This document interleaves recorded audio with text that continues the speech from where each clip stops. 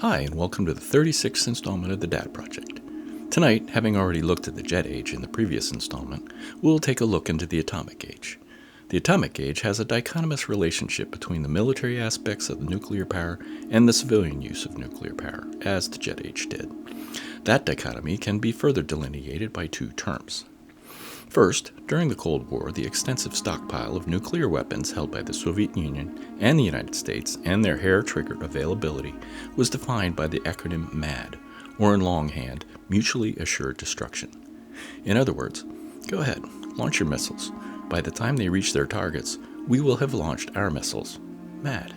On the other hand, the high-minded title of a speech given by Dwight D. Eisenhower to the UN General Assembly at the end of 1953, Atoms for Peace, proposed the sharing of nuclear technology for peaceful purposes.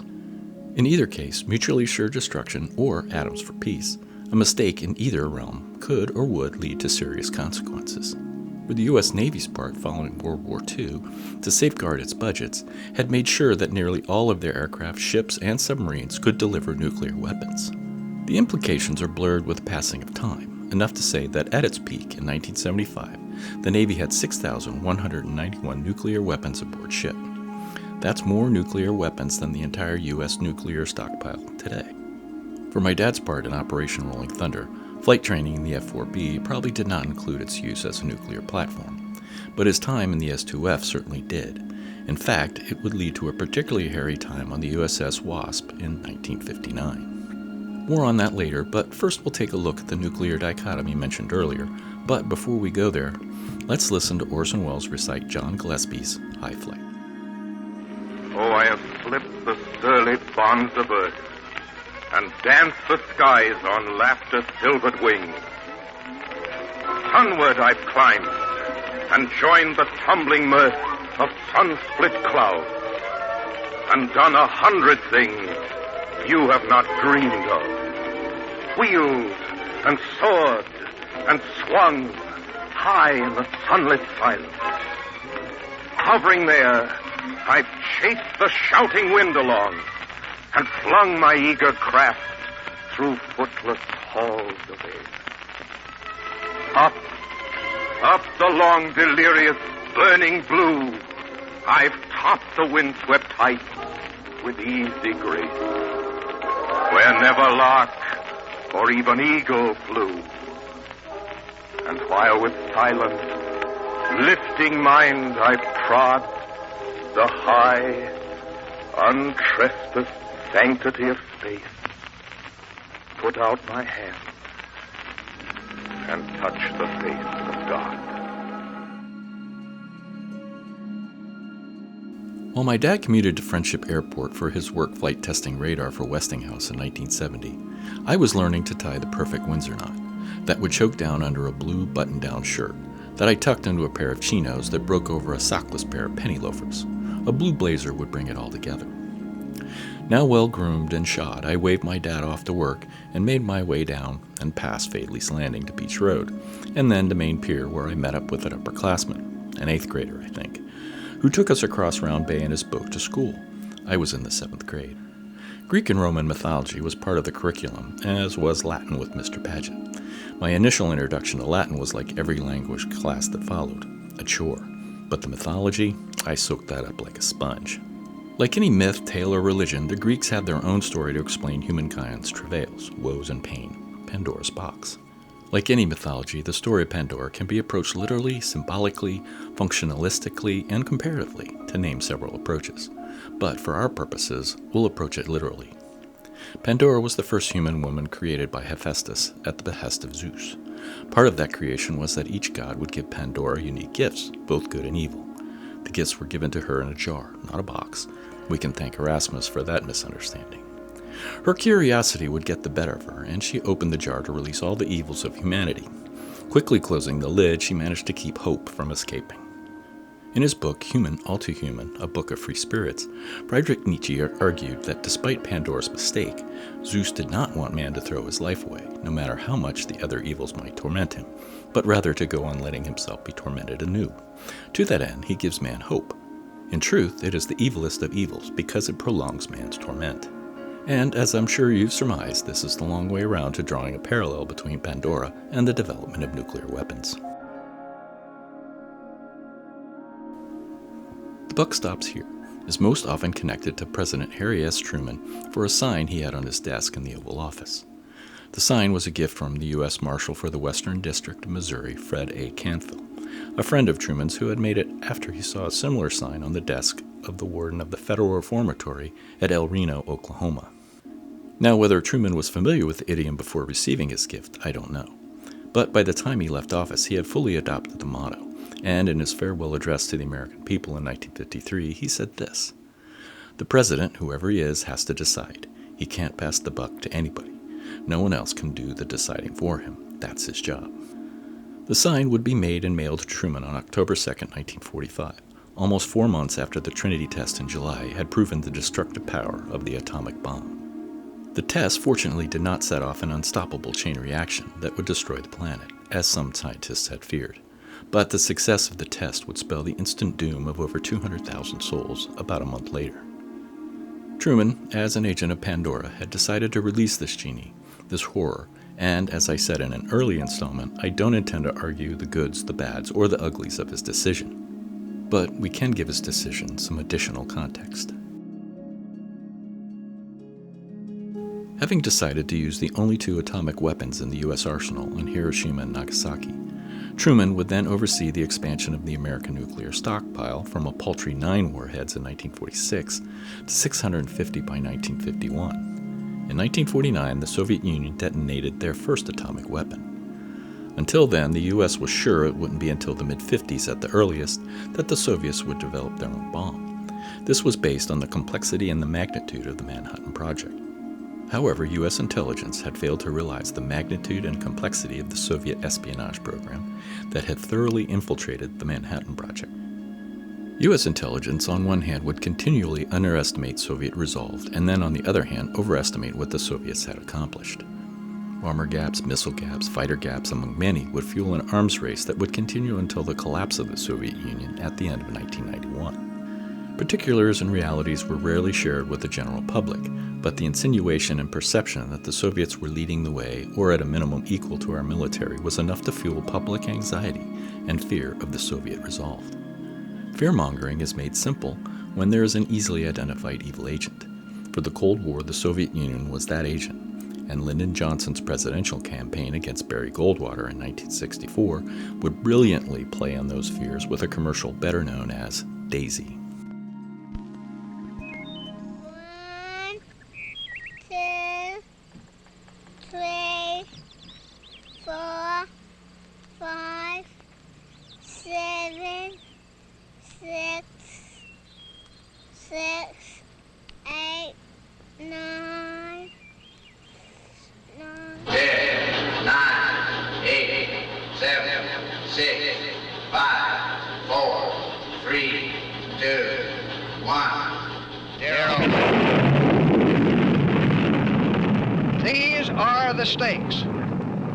To make a world in which all of God's children can live, or to go into the dark. We must either love each other or we must die. Vote for President Johnson on November 3rd. The stakes are too high for you to stay home.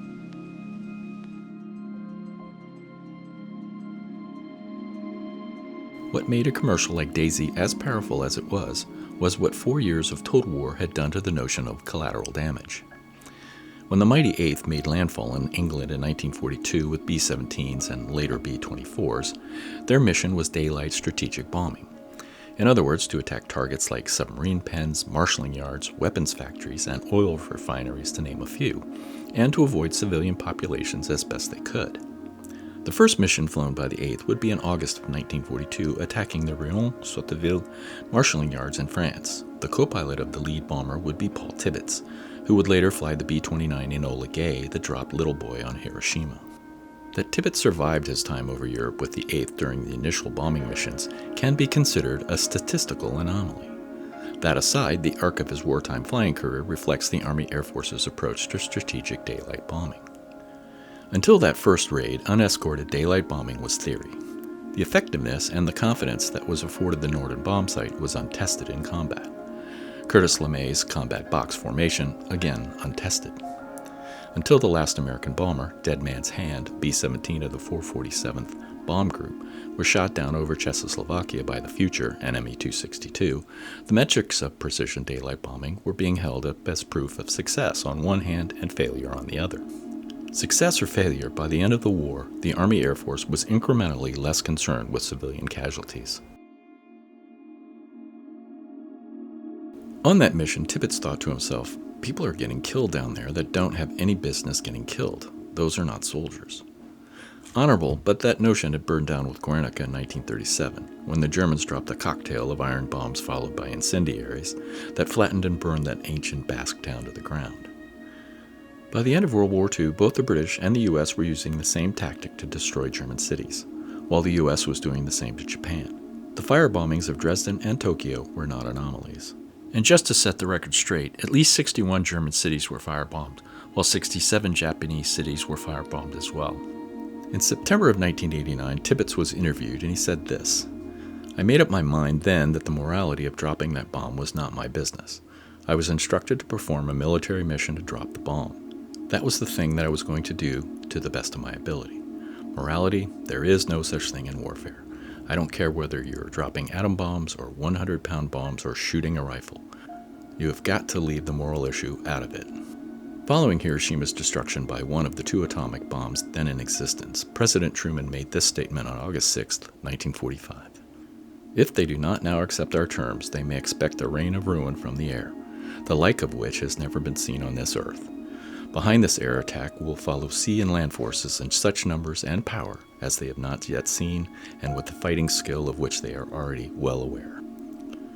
"Alia acta est," said Julius Caesar. "The die has been cast. Collateral damage was to be avoided, but that concern would do little to stop a raid, a mission, or a war. Truman's decision had been made much simpler, but the complications were enormous." By the time President Dwight D. Eisenhower stepped to the podium to deliver his Atoms for Peace speech to the United Nations General Assembly in December of 1953, both the U.S. and Soviet Union had developed hydrogen bombs. This was not an incremental development of the atom bomb. For one, the atom bomb relied on nuclear fission to release its explosive energy. The hydrogen bomb relied on nuclear fusion for its immense power, the same process that motivates the sun. In fact, the hydrogen bomb requires an atom bomb as a trigger to initiate the fusion process. To further hone the blade, Ivy Mike, the first hydrogen bomb test, was 1,000 times more powerful than Little Boy, the atomic bomb dropped on Hiroshima. Before Ivy Mike, the public was already leading a dichotomous existence. Fear of nuclear annihilation was a constant concern that led to a constant anxiety. The government developed civil defense initiatives that included duck and cover drills, plans for bomb shelters, and fallout shelters. Although offering a sense of control, they also highlighted the very real possibility of a nuclear confrontation. The reality of the hydrogen bomb only elevated those fears and anxieties. Despite these fears, the general public felt the maintenance and expansion of the U.S. nuclear arsenal was a necessary evil to countermand the perceived Soviet threat. The horsehair supporting the sword of Damocles was perilously taut. Eisenhower's speech before the UN General Assembly was to be part of a larger public relations campaign under the mantle of Operation Candor.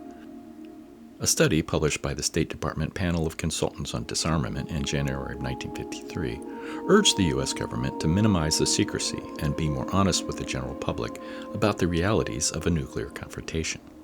Eisenhower's speech was the beginning of a media campaign that would last for years and was part of a broader campaign of emotion management that looked to alleviate the anxiety generated by the horror of Hiroshima and Nagasaki and attempted to change the focus to peaceful uses of atomic energy. Whether it had the intended effect or not is baseless, as the nuclear arsenals of the U.S. and the Soviet Union continued to grow. Additionally, every possible delivery system was investigated, developed, and deployed.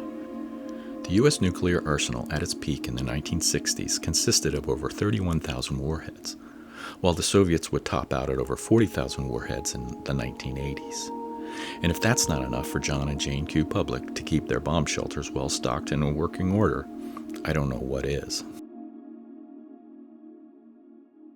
As was mentioned earlier, at its peak, the U.S. Navy was responsible for 6,191 of those nuclear warheads. Way back in the 9th installment, when we took a look at the Lockheed P-2V, I told the story of the Truculent Turtle, a modified P-2V that in 1946 set a record for the longest unrefueled flight of 11,235 miles from Perth, Australia to Columbus, Ohio. The record would stand until 1962 before a B-52H would set the record. This thinly veiled stunt was to prove that the Navy had an aircraft capable of delivering nuclear weapons over long distances like the B-29, and to keep the likes of General Curtis LeMay and his newly established U.S. Air Force from taking all responsibility for nuclear weapons delivery and the associated budgets. I'm sure the backroom machinations were an interesting place to be, but the short story is that the Navy would become as beholden to nuclear delivery as the Army and the Air Force. So determined was the Navy to be part of the nuclear strike force that even the A-1 Skyraider, designated the AD-5N, was outfitted to deliver nuclear ordnance. Whatever the flight profile to be flown, it was slow, very vulnerable, and had these nuclear-armed Skyraiders actually flown their assignments, they were politely termed one-way missions. As mentioned earlier, there were many misconceptions of Soviet prowess and progress. These misapprehensions were misconstrued as gaps, whether they were bombers or missiles, all showing the U.S. falling desperately behind the Soviets. In our case, the intelligence and military communities would do the same with submarines. And this is what would define my father's time with nuclear weapons. For the duration of the Cold War, the most feared threat was the submarine. Initially, the fear was the menace to Atlantic shipping lanes, and with good cause. German U-boats had nearly knocked the British out of World War II before it even got started by strangling the same Atlantic sea lanes. These concerns would later be expanded to include the Soviets' development of nuclear ballistic submarines. For several reasons, the Western powers feared that by the 1960s, the Soviets could have 1,200 submarines, possibly 2,000. These numbers were reported by Rear Admiral C.B. Mommsen to the Navy General Board in November 1948, when he went on to say, "I have chosen that figure because I believe it is within their industrial capability of producing that number, and I believe if they really intend to employ submarines as a means of preventing the United States and her allies from operating overseas, that 2,000 would be the number they would require for their forces to do that." Cooler heads prevailed, but the number of projected Soviet submarines was still expected to be between 400 and 450 hulls. Not until the consistent intelligence offered by spy satellites were most of these egregious estimates brought under control. However, in 1959, that was not the case. The U.S. had 5 ASW carriers positioned to patrol the Atlantic. All 5 were aging Essex-class carriers. When my dad arrived in the fleet in 1959 aboard the USS Wasp, one of those Essex-class carriers, CVS-18, flying the S2F-1, the U.S. had roughly 12,000 nuclear warheads. There is no reliable information to determine how many warheads each branch of the military had in 1959, so it's even more difficult to say how many nuclear depth charges were stowed on the Wasp when it was underway. The official Navy response when asked about nuclear weapons was to neither confirm nor deny their existence, particularly their deployment. However, during the Falklands War, the British light carrier Hermes was carrying 16 nuclear depth bombs, so we will assume the Wasp had at least that many. Be that as it may, my dad's only concern would be for the Mark 101 Lulus that were loaded on his S2F-1 by members of the Wasp's W Division and heavily guarded by a contingent of Marines. More than likely, his introduction to the Stoof's nuclear capability was in a secure room somewhere on base in Kingsville, where the confidential pages to his flight manual were kept under lock and key, only to be read and studied in that room. Additionally, he would probably have been made aware of Operation Wigwam, a test carried out in May 1955 some 500 miles off the coast of San Diego to determine the vulnerability of submarines to deeply detonated nuclear weapons, and to evaluate the practicality of using such weapons in a combat situation. The test was carried out with a Mark 90 nuclear bomb, nicknamed Betty, a 32-kiloton precursor to the 11-kiloton Lulu. Operation Wigwam determined that a detonation 2,000 feet underwater and 1.3 miles from a submarine was close enough to destroy the target. The Mark 90 could only be carried by the S2F-2 with its bomb bay that was modified to carry that weapon, while the S2F-1 my dad flew was limited to the Mark 101 Lulu. Lulu or Betty, it had been determined through Operation Wigwam that the S-2F had plenty of speed and time to avoid any adverse effects from the detonation of these weapons. However, on August 18, 1959, the entire crew of the Wasp were far too close to those weapons. World War II would be the last conflict that the U.S. would lose aircraft carriers to enemy fire. 12 in total, and the escort carrier Bismarck C would be the last of that group when it sank off Iwo Jima after being struck by 2 kamikazes in February of 1945. Following World War II, the damage to American carriers would all be self-inflicted. In Korea, the Oriskany would be damaged when a bomb hung up on the landing gear of a Corsair released, bounced, and exploded. The Boxer experienced a severe fire when a gasoline tank exploded in the hangar bay that resulted in the jettisoning of aircraft loaded with ordnance from the deck above and quickly unloading other aircraft.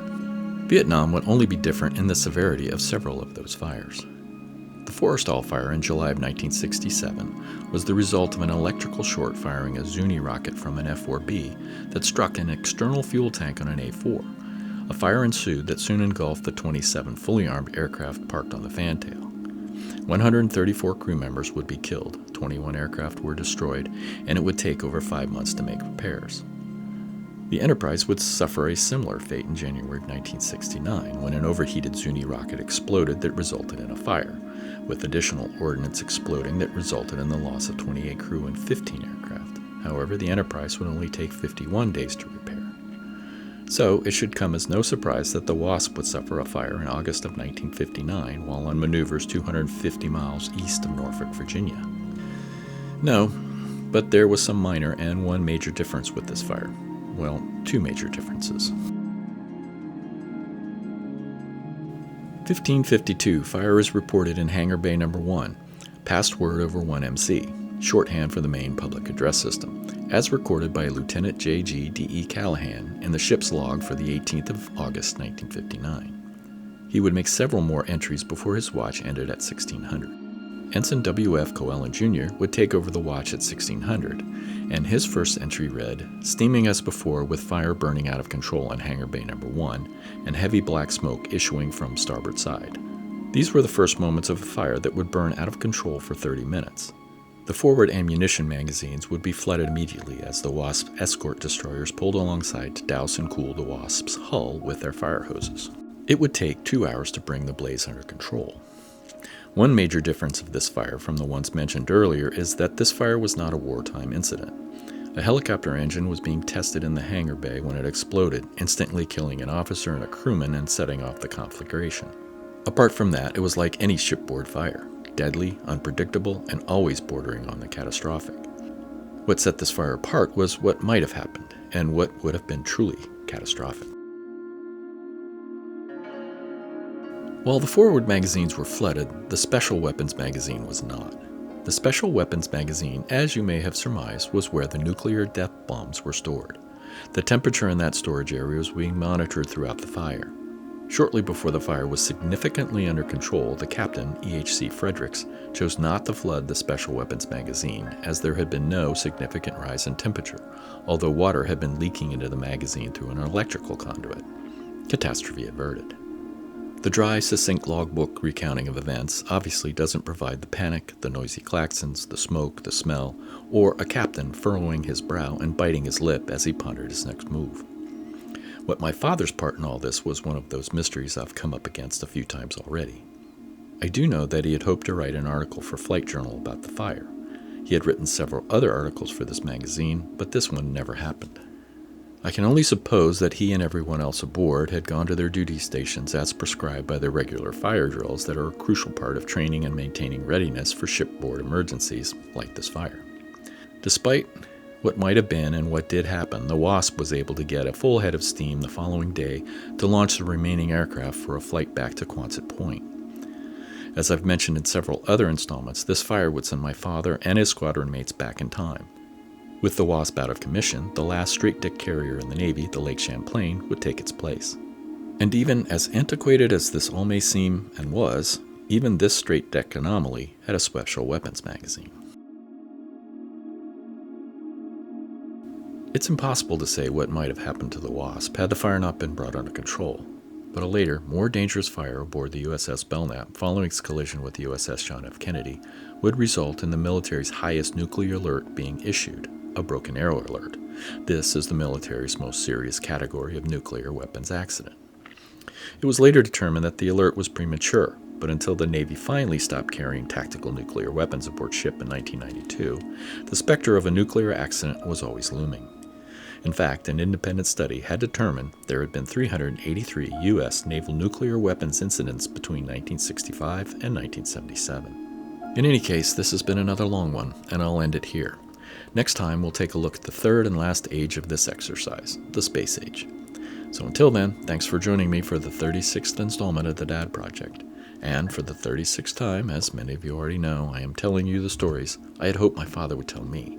And I appreciate y'all being along for the journey. So please subscribe if you'd like to hear more. And until next time, thanks for watching and enjoy what life has given you. Ciao.